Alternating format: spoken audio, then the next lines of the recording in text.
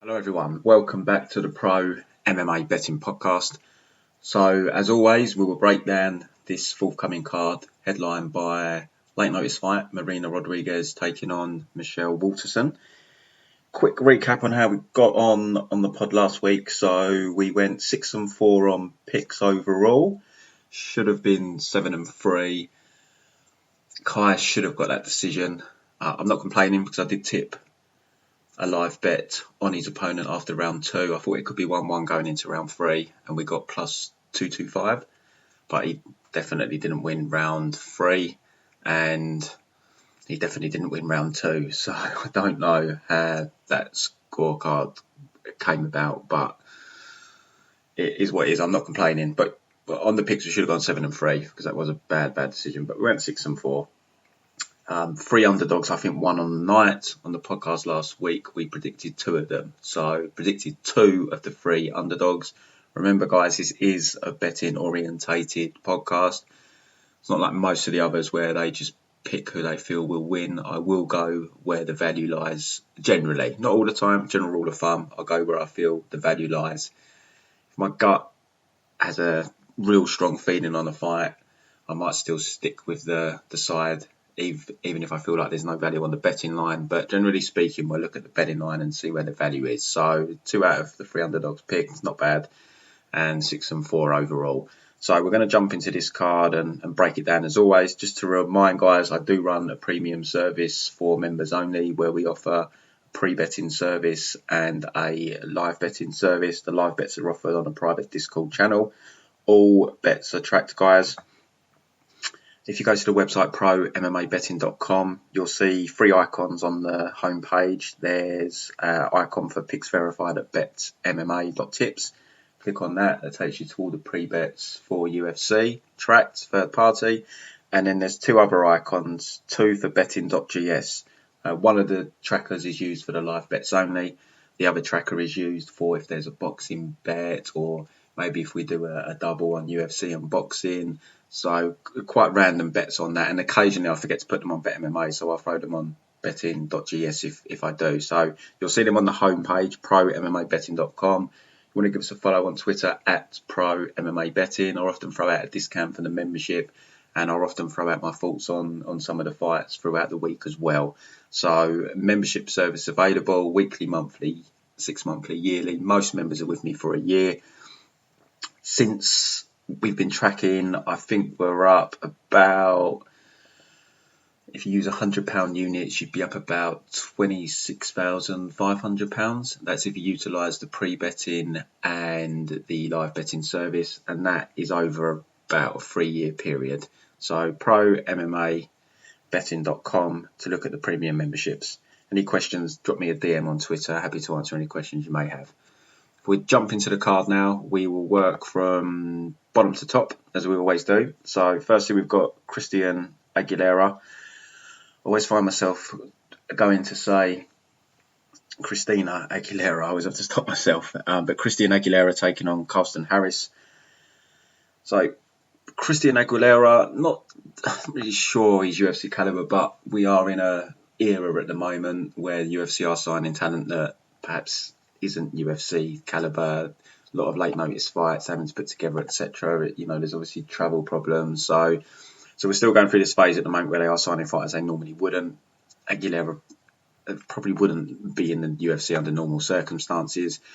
I think he has improved a little bit since a couple of years ago when he took losses on LFA to Matthew Franco and David Michaud.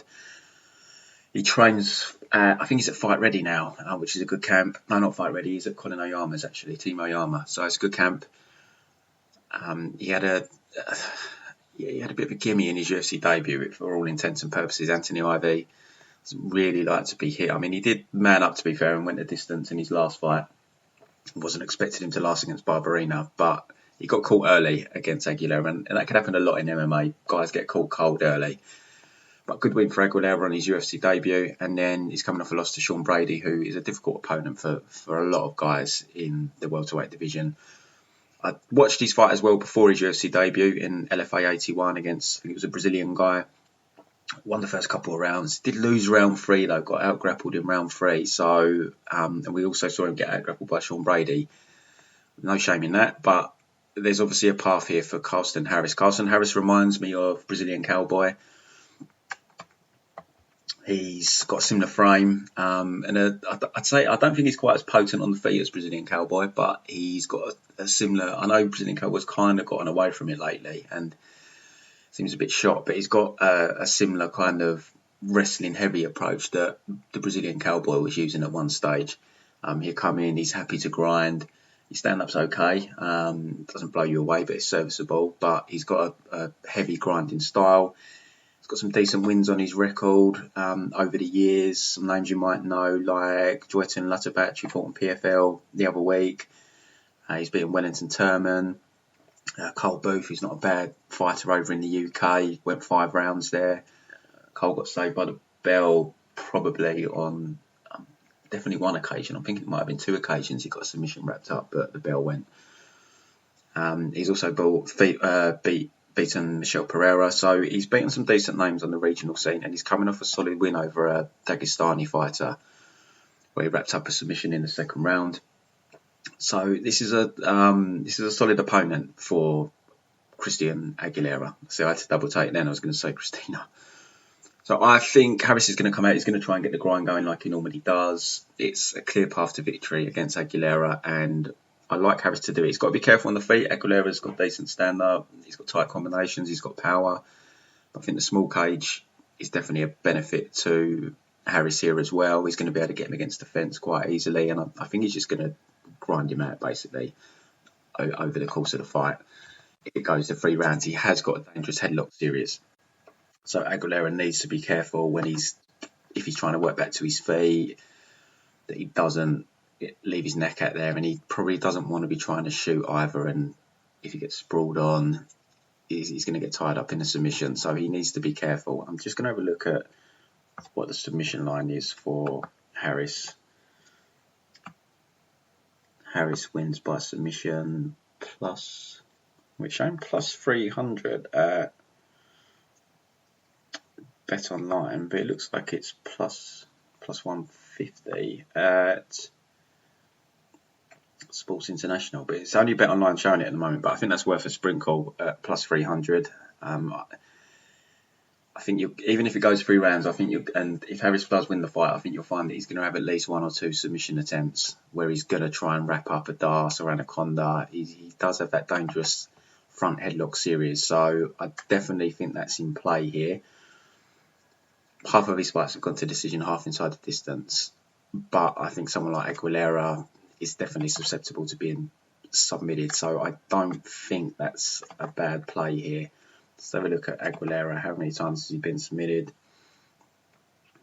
He's only lost by submission once, actually. It's KOs that he's generally lost to, but looking at his record, I don't, there's no names there that strike me as really potent grapplers. So I think submission's in play there.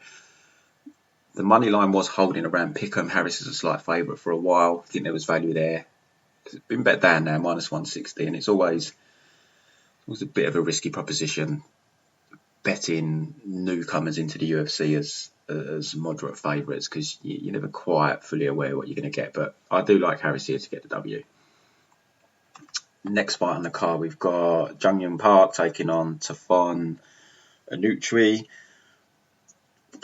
Tough fight to call this. Tafon is a beast, massive for the weight class, very, very thick. Thai boxing background. He's going to want to keep the fight on the feet here and strike. Park, we've seen him fight smartly. He's got solid boxing. He's got quite a good combination punching. He's more of a pow, like the way he throws his shots out. Doesn't load up on them, but just puts out good combinations. And what it does set up is his takedowns, because it kind of overwhelms guys. They get their guard up, leaves the legs open, and he's shooting. And we've seen him utilise the grappling. He used it against Barrio. He used it against John Phillips in his last fight. It's certainly a path he's more than happy to use. It was used against him against Hernandez. He had Hernandez hurt on the feet a few times, but he kind of slowed down a little bit against Barrio as well. I mean, that's potentially the knock on Park, is he can tend to slow down in fights.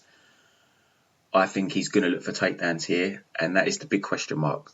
Tafon got taken down against Pickett. That's the only real evidence we have of his takedown defence. He got quickly back to his feet, but I think Park's probably a better offensive wrestler than someone like Pickett.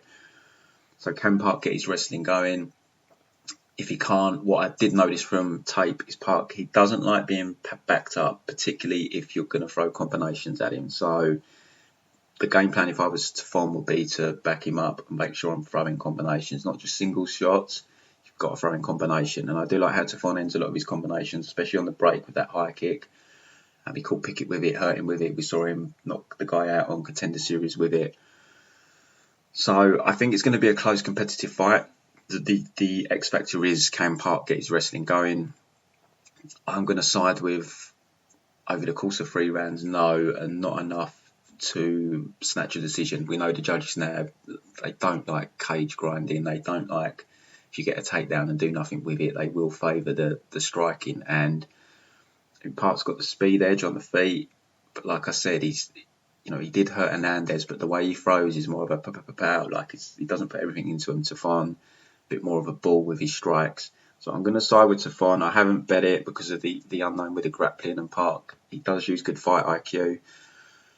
I think Tafon's about -135, so I think I'd need it more even money to pull the trigger just because of the unknown. But I am going to side with Tafon here as a slight favourite, but it's not a bet from me. Next, we got Ryan Benoit taking on Zarrukh Adashev. So Adashev, his MMA record is 3-3. I don't think he's as bad as his record suggests. We saw him put in a respectable performance last time against Su, who, very difficult opponent at the weight class. He's very long, he's very rangy, he's got power. And before that, he came in on real short notice against Tyson Nam and got caught cold. I've already spoken about getting caught cold. I don't read too much into that. He just got caught with a punch right at the start of the fight and got put out. I don't really take much away from that. What I will note is he did get hurt against Su as well. There's no shame in that, but the guy looks like he can be hurt if you get to him on the feet. But he does have a solid kickboxing background. He trains at Mark Henry's gym. So he's going to be well versed on the feet. And I think if you get to see him across 3 rounds, I think this is going to be a competitive fight. Unless Ryan Benoit can get his grappling going, which is not something he's tended to do, I think we're going to see a striking battle. And I think as long as it lasts, it's going to be competitive because I think Adashev is a solid striker. You saw some glimpses against Su where he looked solid enough, but that's like I say, Su, very long and rangy for the weight class, difficult opponent, and I don't want to read too much into the Tyson Nam fight. Benoit, been in the UFC a long time, he's been pretty inactive. He's decently skilled. He is decently skilled, but I don't know. I'm not high on Benoit, I've got to say. A close fight with Tim Elliott, could have gone either way. He had a solid start against Alateng up at 135, but the wheels kind of came off as the fight went on. I remember I bet him against Ashkan Mokhtorian years ago when he won with a head kick in the 3rd round, and it was not a good performance. I think he broke his hand early in the fight, but still, it just wasn't a great performance. He tends to fight close, Benoit. If he doesn't get you out of there, it tends to just be dragged into a close fight, win or lose. So I didn't mind a stab at Adashev at +150 because I think Adashev likely gets to fight. He wants a stand-up fight. He's not at a significant range disadvantage here. He's got someone in similar proportion to himself. Benoit can crack, so that is a concern. But at the same time, they're flyweights, and the KO's flyweight percentage is as low as it gets in the UFC. So I just see it being a close fight unless Benoit gets the grappling going, which he's a decent grappler, but we've never really seen him use this game plan offensively. I think it will be a stand-up fight. I think it'll be a fun fight, and I was happy to have a stab at Adashev here when he was sitting around the +150 range, just because I just don't know where Benoit's going in his UFC career. He's a bit of a win-loss guy. He's coming off back-to-back losses. Close fights, he doesn't get blown away, but all of his fights just tend to be close unless he blows you away on the feet. So plus 150, was happy to take the risk on Adashev. Next on the card, we have Ludwig Klein taking on Michael Trizano. So Trizano's coming back from a 2-year layoff here. Ludwig Klein, a lot of hype coming off that quick knockout win over Shane Young. It looks good on the regionals. It seemed to make a big leap from a few years back to where he's at now. You can see that in his more recent regional fights. I do think the line's a bit wide though. Klein's getting up towards minus 300. Trizano, the problem I have with Trizano, he doesn't really put a stamp on fights. You see it. I mean, it was a bad decision, but it was never a split decision in his fight against, let me bring the guy's name up, the guy that's not good, Giannetti. It shouldn't have been a split, but the judges still somehow found it a split decision, which is a little bit concerning. And when you watch his fights, like the Louis Pena fight went to a split decision as well. He comes from the Tiger Schulman camp, so he's going to be a very well-schooled striker. But you look at his record, he's got 2 KOs on his record that from his 8 wins, and he's a striker. That just kind of sums him up. He just, you can see how he could kind of give a fight away with his style. He's got a nice jab, but you just want to see a little bit more out of him. I mean, he got the jab going against Grant Dawson on the feet, but just couldn't contend with the grappling. He will get the striking fight he wants here, though. If, Joe Giannetti was a grappler. Louis Pena tried to grapple him. Grant Dawson did grapple him. He's not got to worry about the takedown here, so he will get the fight he wants. But Klein is dangerous. He's head kick from that southpaw stance. It kind of reminds you of Crow Cop. Very explosive with it. Comes up very quick. And head kick KO is normally low percentage, but with this guy, they're not so low percentage. He gets that leg up so quickly, times it so well. Because I know the 2-year layoff, you don't know what he's going to look like as well. But look, if the line was closer, I would go with Klein here. But as I say, this is a betting podcast. I have to go where I feel the value lies. And as much as there are unknowns, you're looking at Klein is, if we look at it from a percentage point of view, the implied probability we're getting on for 75%. I don't agree with that. This is a step up in competition for him, I would say. And it's what you always find with quick KO wins. The betting line always reflects that, and it's a mistake because he's not going to go in there. This is 145 pounds. You're not going to go in there and blow everyone away straight away unless this guy is some kind of phenom, and they come around very sparingly. So the odds are he's not. Trizano's never been KO'd. The line's just too wide. So I'm going to, on a value basis, I've got to go with Trizano here, but it's certainly not a big bet. There are unknowns. Even with Klein, even though you can watch some regional footage, you can't really take much away from the Shane Young fight because it was over so quick, except of course he is clearly very dangerous. But line's too wide. The hype's maybe a little bit, maybe I'm wrong. He might come in here and steamroll Trizano. You don't know what Trizano's going to look like, but Trizano's well schooled. I don't like the fact that he doesn't really put his foot on the gas. It wouldn't shock me if he kind of gives away a decision by just not doing enough. But he's a solid striker, probably the best striker Trizano has faced in his that Klein has faced in his career. And minus 270, it's an overreaction to the quick win over Shane Young, in my opinion. And I've seen this many times over the years. You've got to be careful with these guys that come in, get a quick KO win, and then they flatter to deceive. So I'm going to pick Trizano. I'm not confident with it, but he's well schooled. The line's just too wide. We're talking 75% almost implied probability. I don't think that's accurate, so I'll side with Trizano here. Phil Hawes, Kyle Daukaus. I did like Daukaus before I'd done tape, but then I just got reminded of his bad fight IQ. The guy's got solid striking. He's a little bit like Park, who I mentioned earlier, who's a bit of a pow with his striking. Daukaus pretty much the same, but it allows him to have quick hands. He fires off quick combinations. but he always goes to the clinch or go for takedowns.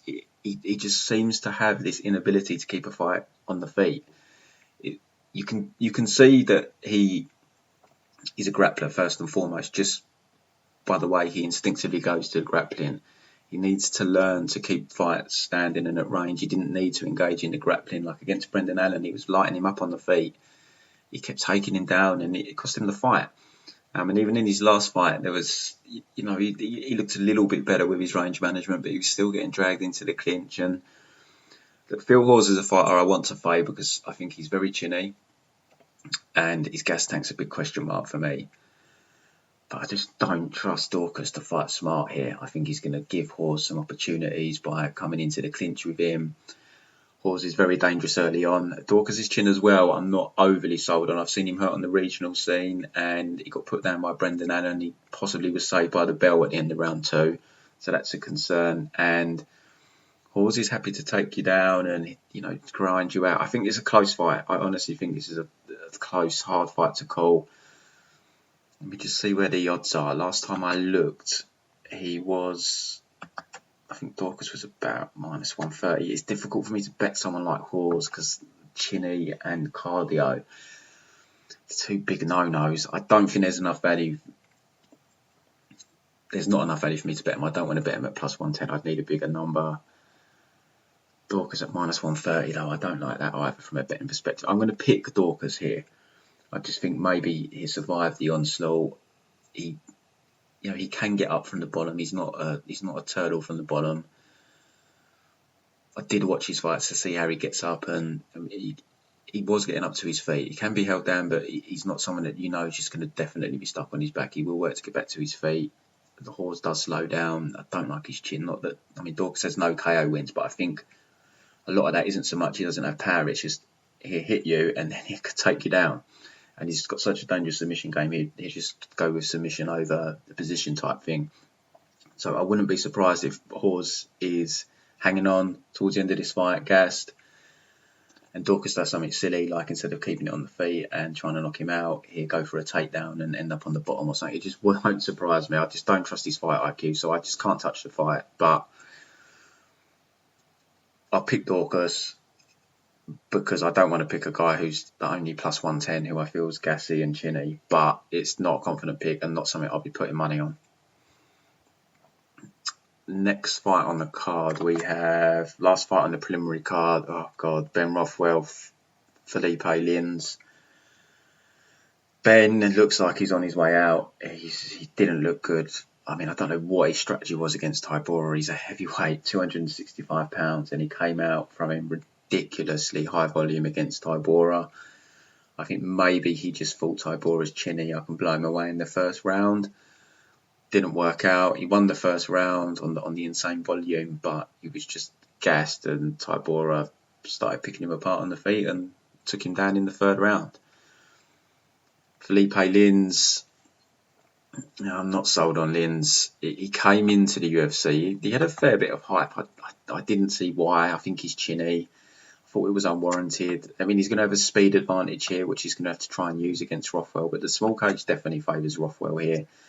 Rothwell's just going to be trying to close him down and land a bomb on him. He's coming off that loss to Tanabosa where he got knocked out. It's never a good look. I thought he was chinny before that fight anyway. I watched his fights with Nemkov. One punch by Nemkov. I saw some other stuff. I definitely thought, I'm just looking at his record. Nemkov knocked him out. He got knocked out in the fight before that as well. And these were fights down at light heavyweight.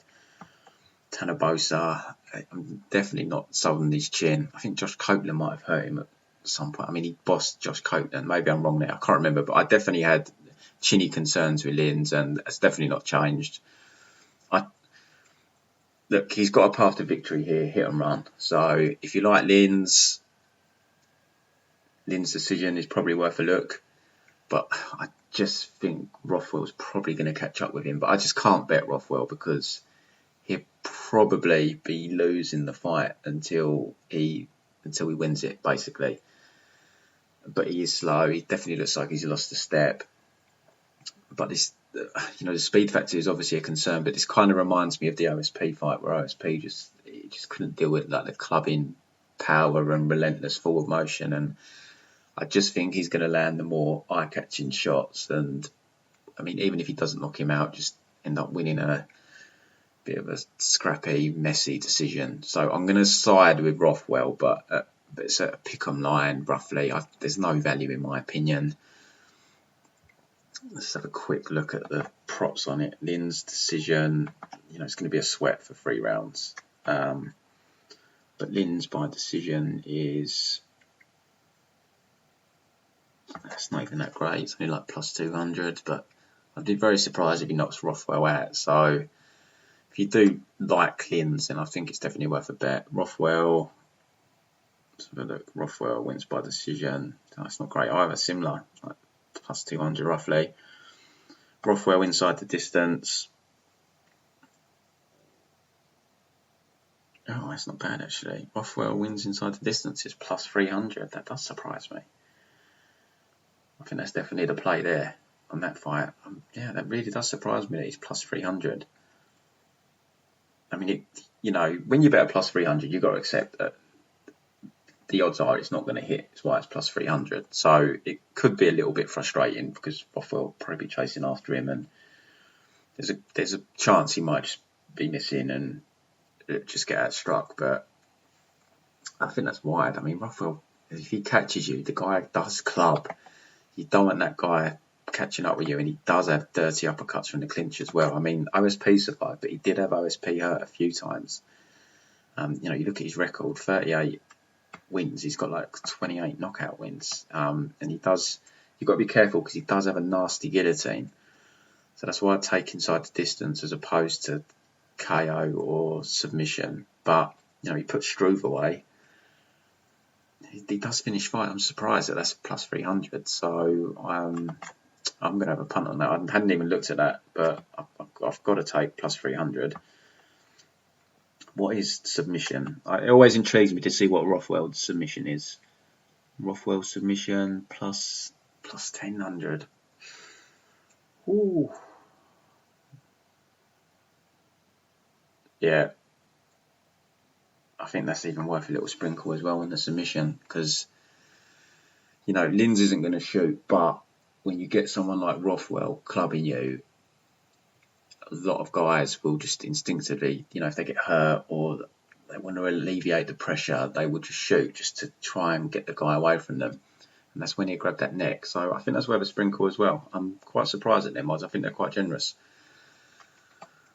But remember, it's plus 300, it's plus 1000. There's a reason they are higher.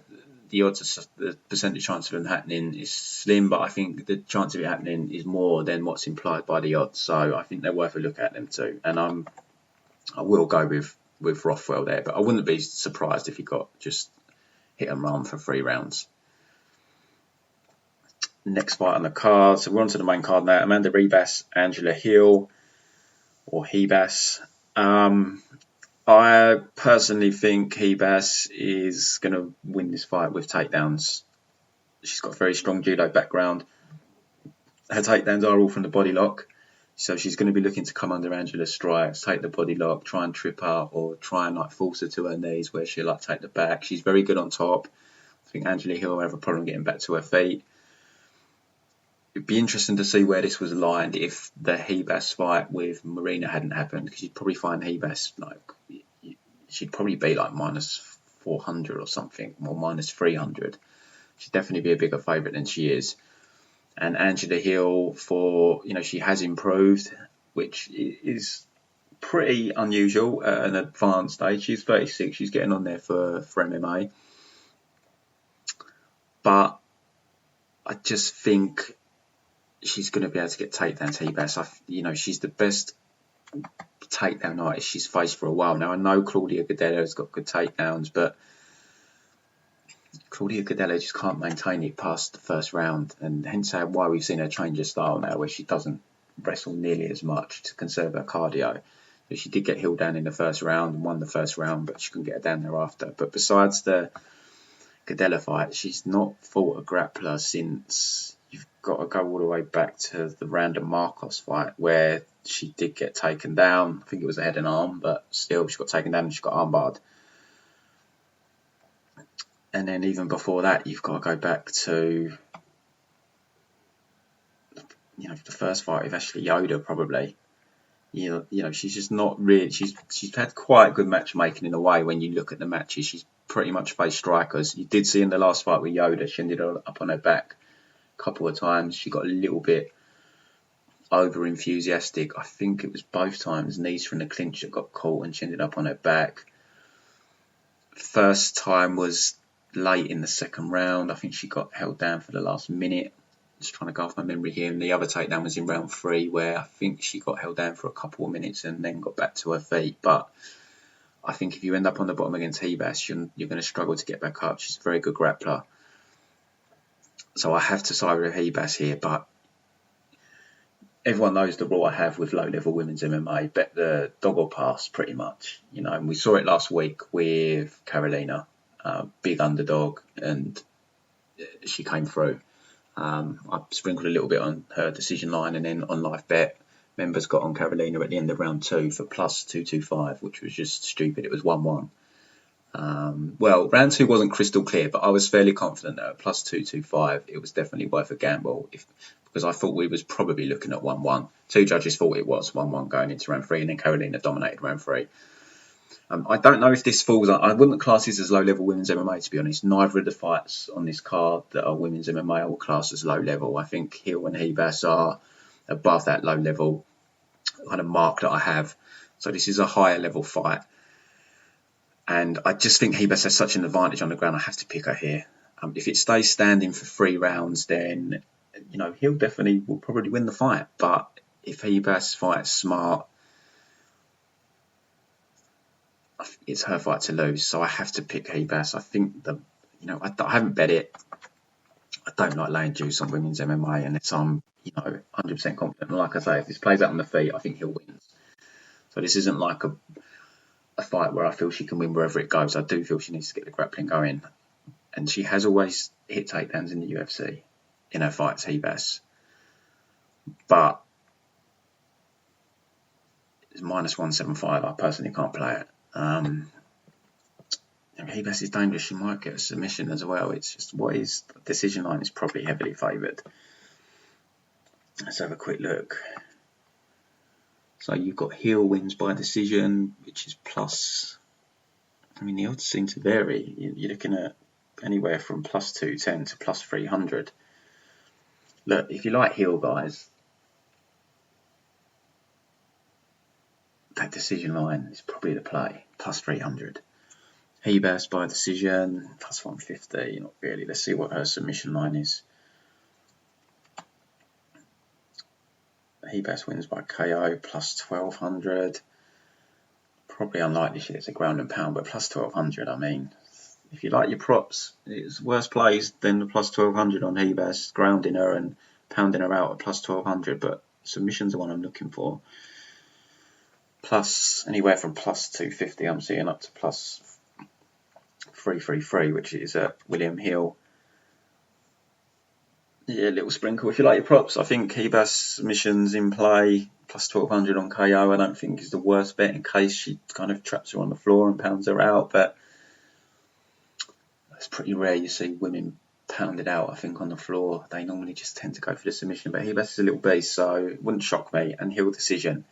Odds to consider. Whatever way you feel the fight goes, I think there's some odds to consider. I personally don't want to play minus 175 on the money line, and Angela plus 150 on the money line doesn't really feel wide enough for me to play it either. Next fight, Carlos Diego Ferreira taking on Gregor Gillespie. Really good fight this. It's good to see Gregor back. We was meant to see him a month or so ago. The fight fell through at the last minute. It just feels like Ferreira's being set up a little bit for another L here. We saw him get grinded out basically by Dariush. So if Dariush can do it, you've got to think that Gregor Gillespie can, in all honesty. There is the question mark about Gregor and where he's at. He's coming back from a very nasty KO loss, and Diego Ferreira brings great pressure on the feet, but the small cage favours Gregor. He's going to be able to get his wrestling going. I think Diego will be competitive in round one. I think he'd be scrambly, but you saw against Dariush, he did kind of start to slow down a little bit. I know he came on strong in the third round, but Dariush slowed down a bit. But just Dariush has managed to get the grind going, and he had more success maintaining top control than I expected. So although Gregor's not the kind of submission type fighter that Dariush is, he's a relentless wrestler. So it's probably going to be Gregor just getting the grind going. But, Daukaus got to apply intelligent pressure here. If he gets overly aggressive on the feet, he's going to end up getting taken down.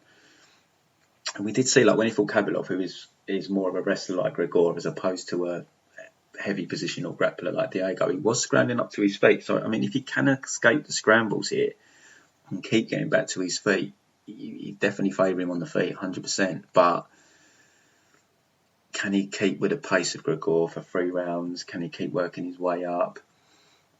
I definitely don't want to lay the juice on Gregor. I don't really want to bet Ferreira either. I did look yesterday, and Gregor's decision was sitting at plus 150, which I thought, because I can't see him finishing Ferreira at all.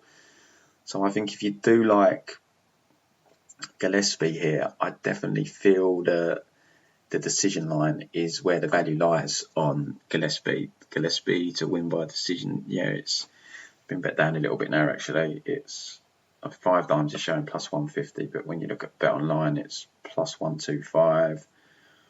It's even, where's that book? Plus 100 at another book, Sports International. I don't know. I've never heard anyone using them. Right, just lost it. Gillespie decision.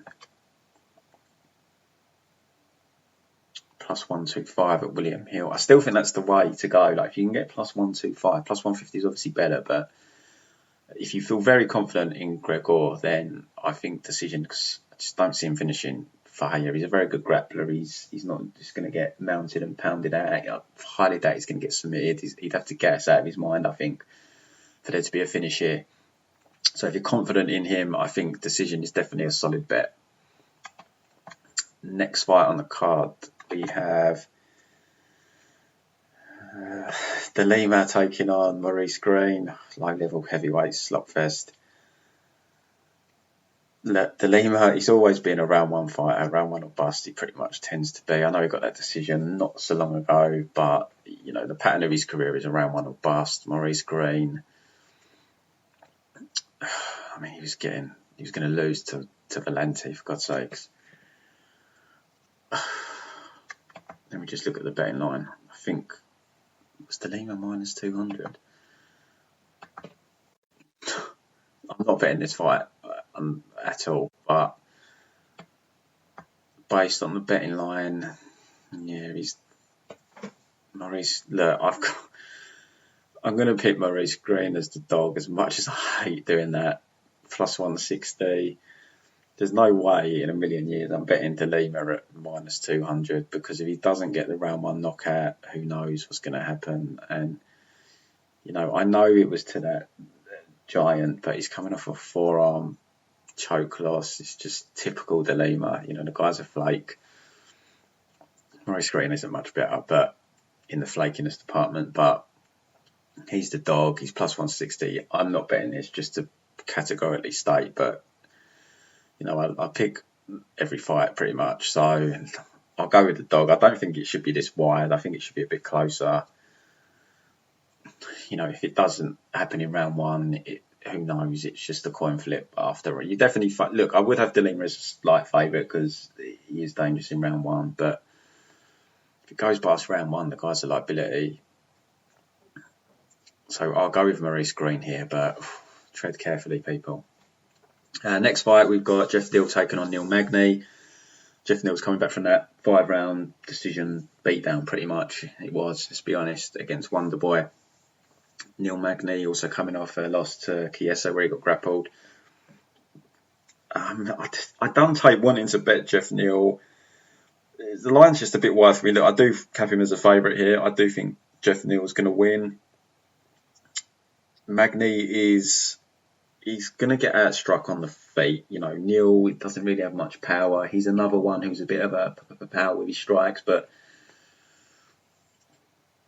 So I can't see them troubling Geoff Neal. Geoff Neal just took shots off Wonderboy for 5 rounds, and from memory, I don't think he was ever really hurt. He's going to have a speed advantage. Obviously, he's at a range disadvantage, but Neal's probably going to be looking for the clinch here to get takedowns. So, the question mark is, how does Geoff Neal deal with the clinch and Magny? We haven't really seen his takedown defence overly tested in the UFC. You saw it against Belal, but Belal is a different kind of takedown artist. He'll shoot doubles from the outside, and he's good at it, Belal, but he couldn't get Neal down. He got in deep a couple of times. Got Neal to his... Well, he didn't even get into his butt. He picked him up, but Neal based out. It just kept his hands based and pulled his legs out. He's a very athletic guy. So if Neal can't get the fight to the floor, he's going to get outstruck here for 3 rounds, or Neal might even get a knockout. Fights out of that southpaw stance. He's got that nasty head kick. He's got fast hands, pinpoint accuracy. So I'm going to pick Geoff Neal, even though I think the line's a little bit wide. I haven't bet it. I can't lay almost minus 200 on Neal. I still have in the back of my mind that all the stuff he had happening before his last fight, where he had like heart failure or something, and then there was something else that happened to him. Like, there was a couple of really major things, and the Wonderboy fight, it showed he's tough, but he just couldn't get any offence going. So it's like, is it definitely the old Geoff Neal? I still have that little question mark in the back of my head. I mean, I'm sure it is. It's a hard thing to cap as a capper. You just need to cap, really, that you're going to get the best version of Geoff Neal. But I do just have that little question mark in the back of my head. Is he the same fighter? And that was a beatdown as well, that last fight, that 5-rounder. He just got completely outclassed. But, like I said, I don't think he ever seemed really hurt, and he kept throwing. But I've got to pick Geoff here. But I just haven't I can't lay the juice. But I do think Geoff probably has the ability to keep it standing and fend off Magny's clinch. I'm not sure who the small cage benefits. Maybe Magny, because he will, as I say, look to get that clinch going. But I've got to go with Geoff Neal's speed and explosiveness on the feet and ability to defend the takedown. And, Neal, he has been hurt before. Robbie Lawler landed like literally one shot. He's a southpaw as well. He landed a right hook, and Magny pulled guard. He didn't like it. So, and I don't think he's going to be able to dominate Neal like he did Lawler in the grappling department. And, I mean, Lawler kind of dug his own grave right at the start of that fight by shooting. It was just bizarre. So, co-main event, I've got the Cowboy, Donald Cerrone. He was meant to fight Diego Sanchez. Alex Morono is in on about 5 days' notice here. I'm not an Alex Morono fan. I'm not high on him at all. I think he's, some people think he's a solid fighter. I just don't.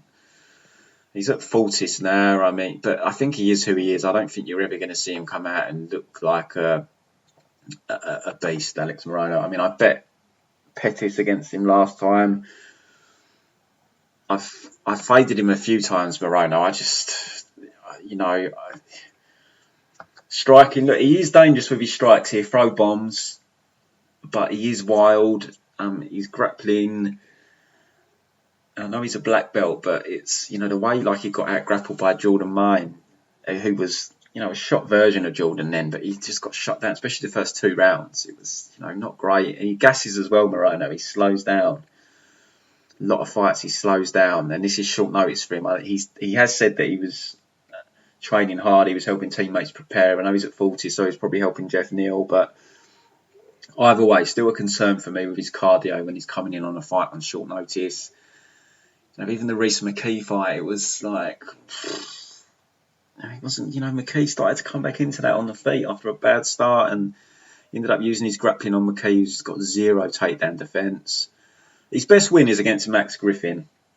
That was a solid win. Max just fought silly though. He should have wrestled. He didn't wrestle till the 3rd round. Absolutely ragdolled him in the 3rd round. And, the 2nd round was probably going Griffin's way until Morono landed a, low percentage head kick that rocked him, that swung the round his way. But it is a solid win either way. But I'm just not high on him. You look at his wins in the UFC. James Montessori not in the UFC. Josh Berkman was shot. Keenan Song's probably just been cut. He's not UFC caliber. Zach Otto cut. Max Griffin, okay, good win. Reese McKee cut. Everyone he's beat in the UFC is cut. He got that controversial win over Kyle Noak in his UFC debut. He's not in the UFC either. I mean, even the guys he's lost to, Nakamura's not in the UFC. Jordan Myers not in the UFC. Chaos is still in the UFC, and Anthony Pettis has gone there as well. But this isn't vintage Donald Cerrone. He's definitely in the twilight zone of his career, Donald. He's coming off a string of losses. He got the draw with Nico Price, but it was due to the point deduction. But, 5 straight losses. But, I mean, you look at his fault. Ferguson, Gaethje, Conor McGregor, these aren't easy fights. Then Anthony Pettis, and that was a very close fight. And Nico Price, he done well to go the distance there. I thought he was going to get knocked out, and he came back into the fight as well. He took the 3rd round. So, he's definitely on his way out, but I wouldn't say he's completely shot. I mean, this line was sitting at about -120 at one point. When it first came out, it kept getting bet up a little bit and then coming back down to -120. I think Cowboy there was worth a small bet. He's been bet up now to nearly -200. I can't touch that now, because this isn't vintage Cerrone. But what I do like for Cerrone here, I think he has 3 paths to victory, and I always like that in a fighter. I think he can grapple Morono. Morono's shown big susceptibility to being grappled. Doesn't have good takedown defense. Cowboy can knock him out, and he can win a decision. He does have 3 paths to victory here. Morono, I feel, probably needs a knockout, and it's not to say you can't get it, Morono. He throws wild. He hasn't got that many KOs. He's got like 5 knockouts, and I don't think that's necessarily a reflection on him not having any power. It's just the way he throws just makes it lower percentage that he's going to land, because he's very wild. But he stopped Zach Otto, but Zach Otto, you can question that man's ability to take punishment, and that's his only knockout win in the UFC. Is Zach Otto, and I think I think he did drop him and then he pounded him out. So to go in and knock out Cowboy, I know Cowboy's been stopped a few times, but he's coming off going the distance with Pettis, going the distance with Nico Price. I've got to go with Cowboy here. The short notice as well, but the line, like I said, the -120 Cowboy. Now we're talking -200. Come back on Morono +160. I don't like that line. That line is too wide now for a guy that's fading. So I just don't want to pick Morono. Look, I'm sticking. Look, what I would say from a betting perspective, I don't think there's any value on Cowboy now at -200. I think from a betting perspective, the value is with Alex Morono at like +160. But as I said at the start, the betting line, the general rule of thumb, I'll go where the value lies. And even though I think at the current line the value was with Morono, I just can't pick Alex Morono here. I just think even though Cowboy is on his way out, I just think stylistically it's a really solid fight for Cowboy. So I'm still going to pick Cowboy, but I wouldn't bet him at his current line. And I think it's hard to bet the props with Cerrone, because like I said, he could win by submission here, he could win by KO, he could win by decision. I don't really have a lean on any of them 3 outcomes. Neither would surprise me. So I'm going to pick Cowboy. Main event is Marina Rodriguez taking on Michelle Waterson. Quite a bizarre matchup. This has been put together really late, like literally on about, as far as I'm aware, I think it's on about a week's notice. I'm not even sure when Marina arrived in Vegas. If anyone knows, could you let me know? I don't know if she's arriving today or she arrived yesterday. I think it's about a 10-hour flight from Brazil. So it's, I know in women's MMA, they don't tend to gas and whatnot, but that's still not ideal. Yeah, it's just bizarre where this, I don't know if they was scheduling this for another card and then they've ended up throwing it on this card as the main event. So, look, it's a good fight. Marina Rodriguez, for women's MMA, she brings violence. The girl is violent, very solid striker. Her weakness is her takedown defense, and she's a turtle on her back. Michelle Waterson is going to get busted up on the feet here. She's going to need takedowns. And, Marina isn't great at getting back to her feet. So if Michelle can get 3 takedowns, it might be enough to win a decision here. And also it gives her the opportunity to look for the submission. She's decent at taking the back. She's a decent submission grappler. And she's probably going to need, to win the round, she's probably going to need quite a lot of top control, because Marina's so violent on the feet. It won't take much for Marina to nick her round, even if she's been held down for 3.5 minutes. If she was busting up Waterson for that minute and a half on the feet, the judges are probably still going to give the round to Rodriguez. So it's quite a fine line, this fight for Waterson. And to win a decision, I think she's going to need, serious top control for 3 rounds. And I'm talking for most of the rounds, because of the violence Marina brings. Unless she can snatch that sub, I just find it hard to see Michelle winning a decision due to how she's going to approach the fight versus how Marina is. So I think she probably needs a sub to win this fight. She's coming off that win over Angela Hill. It was very close. I don't think it was a robbery. I remember jumping on Waterson on live bet at, I'd have to check the tracker, but I think them was about about plus 250 or something. I think that was after round 4, but I could be wrong. It could have been after round 3, but it was end of round 3 or end of round 4. And it came down to round 5, the fight, I believe, from memory. And I didn't watch it for the purpose of taping this fight, but I did watch that 5th round recently. I must have been taping Angela Hill, and I thought it was you probably would edge Hill, but it definitely, I wouldn't call it a robbery. Before that, she lost to Cara Esparza. Kind of got outstruck in that fight, but as bad as that sounds, being outstruck by Cara Esparza, you have to remember the wrestling dynamic. She was worried about getting taken down.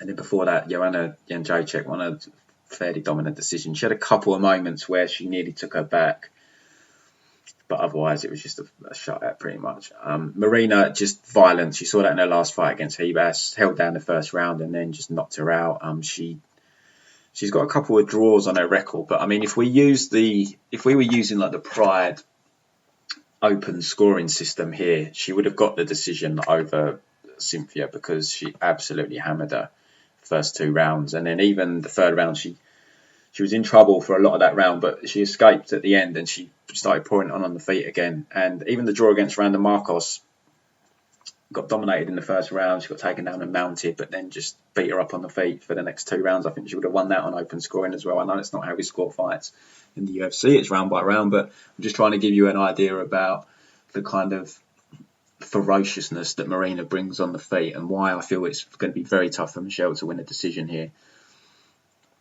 But the line's probably about right for me. She's up at about minus 200. This is, again, I wouldn't class this as a low-level women's MMA fight. I think this falls into the higher, not the highest echelon, but falls into the higher tier. So I don't have the dog or pass rule when it's higher level women's MMA, but still, minus 210, it's still difficult to pull the trigger on. With Marina's takedown defence and how poor she is off her back, but I do think Michelle needs a sub. I mean, if you look, decision isn't out of the question, so I don't want you to steam in and bet Marina and hedge with Waterson decision, because it's not my style. I don't like doing it. I've tried to be smart before, and it doesn't normally work out for me. I'll be honest. Some people it works very well for. For me, just trying to cover my bets with what I think the outcome is going to be. I've been burnt many a time trying to do it, so I just don't do it anymore. So, but let's just have a quick look. Waterson's submission, because I do think that's how she wins the fight.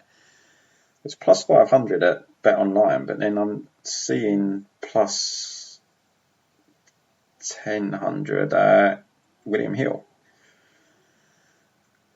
Look, if you've got William Hill, I think that's worth a sprinkle, because if this fight goes long, I think there's going to be a point where Waterson gets a takedown or somehow manages to scramble onto Marina's back. You saw her do it against Joanna.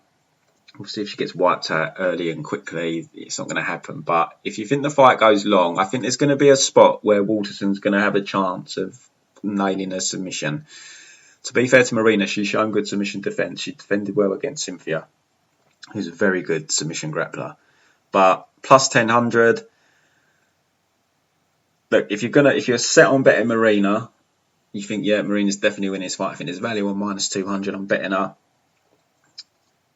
I think at that price, if you can get plus 1000, I think there's definitely worse things you can do than just cover your bet maybe with that, because I think that is Waterson's most likely method of victory, and that's just too wide. Hence why it's plus 500 at Bet Online. But if you can get that at William Hill, if that's accurate, BFO isn't always up to date, but if that's accurate, I think that's definitely worth a sprinkle. Rodriguez, in all honesty, I think if there's any value, I mean, you can get to plus 250, plus 300 on Rodriguez inside the distance. She brings it. This is 5 rounds as well, remember. Waterson wears damage very badly on her face. Her face always gets marked up. I've noticed in numerous fights she gets bad swelling on one of her eyes. And if Waterson can't ground Marina, if you said to me this fight, however long it lasts, it stays standing the whole time, she'd do well to last 5 rounds with Marina, because Marina's a savage. Let's see what KO pays, because you never want to burn yourself by betting a specific outcome when inside the distance versus KO, there's not much difference. But if there's a big difference, it's worth the risk. And let's be honest, it would be a massive shock if Rodriguez landed a submission here. So Rodriguez KO, a couple of books look like they've got about plus 275. Rodriguez inside the distance is about the same. So obviously, guys, take Rodriguez inside the distance. It's the bloody same, just in case. This MMA, weird shit happens, especially women's MMA. But again, William Hill seemed quite generous. They are offering, if BFO is correct, they're offering plus 400 on Marina to win by KO, I think. Let me just double check that. Yeah, plus 400. So then you're talking about a whole points. You know, we're going from plus 300 to plus 400 here. So if you've got William Hill and you think Rodriguez is going to win inside the distance, I would put half of your bet on Rodriguez KO at plus 400, and I'd put the other half on inside the distance, just in case. I mean, it seems extremely unlikely she submits Waterson, but you never know. But I'm going to pick Waterson. Sorry, not Waterson. I'm going to pick Rodriguez. I just think she's just going to be too much for Waterson. I think 5 rounds is worse for Waterson. Like I've said at the start, I just find it hard to see her grinding out a decision and doing enough to win those rounds where she does ground her, because Marina just brings it on the feet. She cracks. And that plus 400, that is generous. See the KO at, what is that bet online, is plus 285. Yeah, but 5 rounds. So it's a long time to survive against Marina if you can consistently ground her. I mean, you look at her record, it's only 5 KOs on her record, actually, 13-1. But I mean, Jessica Aguilar she's tough. I mean, Waterson's tough, but I mean, Jessica Aguilar was a complete mess in that fight. Tisha Torres got, she just handled her easily. Cynthia, man, I would not have liked to have been Cynthia in round 1 and 2. She took some hellacious blows, and then Ribas, obviously, she caught. And this is 5 rounds. Marina has an extra couple of rounds to play with here, and when you're wounded like you are against her, 4 and 5 could be very rough for you. And this is at 125 as well. I forgot to say, Waterson in an ideal world will probably be at atom weight, so 125 is going to suit Marina more, I would say. She's the bigger girl. So yeah, I think 5 rounds. I think even plus 300, Marina KO inside the distance is definitely worth consideration. So that wraps up the card, guys. Good luck with your bets. Hope you all cash. Be back next week to break down next week's card. And as a reminder, premium service for members, pre-bets and live betting service. All bets are tracked, prommmabetting.com. 3 icons on the homepage will take you to all the trackers to have a look. Members that have been with us for 3 years, if you look at the trackers, if you bet 100 pounds per unit, you'd be up 26,000, about 26,000 and a half. I updated it last week. It was 26,100, but last week we had a really good live betting weekend, so it's probably more than that, but it's at least 26,500 if you use £100 units. So good luck everyone, and I'll be back next week.